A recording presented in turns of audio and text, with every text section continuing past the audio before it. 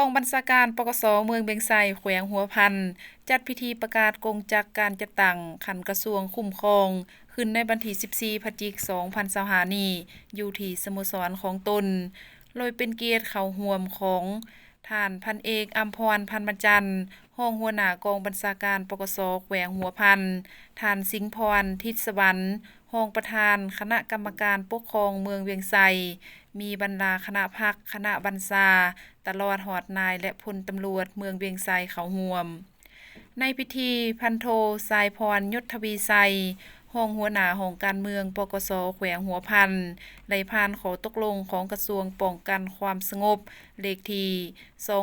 2856ลงวันที่3 ตุลา 2025บารวยการแต่งตั้งนายตำรวจที่ขึ้นกับกองบัญชาการปกสแขวงหัวพัน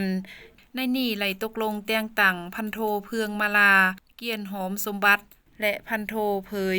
อินทวงศ์เป็นรองหัวหน้ากองบัญชาการปกสเมืองเบียงไซส่วนหัวหน้าและรองที่มีอยู่แล้วแม่นรักษาไว้คือเก่าโอกาสนี้พันเอกอัมพร พันวจันทร์ยังไหลแสดงความย่องยอสมเสยต่อบรรดาสหายที่ได้รับการแต่งตั้งหน้าที่ใหม่พร้อมทั้งไหลเน้นหนักให้บรรดาสหายตื่มว่าการแต่งตั้งในครั้งนี้ก็ย้อนความเรียกร้องต้องการของหน้าที่เวียกงานพร้อมทั้งเป็นการปรับปรุงระบบกงจักรการนำพาบัญชาให้มีความหนักแน่นเข้มแข็ง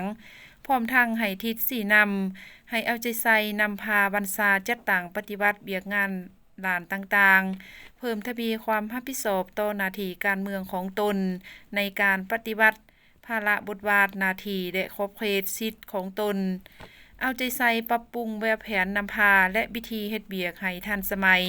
โดยปฏิบัติหลักการรวมศูนย์ประชาธิปไตยนำพาเป็นหมู่คณะเอาใจใส่แก้ไขบรรดาปรากฏการณ์ย่อท่อภายในเมืองให้มีความสงบและความเป็นระเบียบเรียบร้อยนับมื้อนับดีขึ้นเรื่อยๆ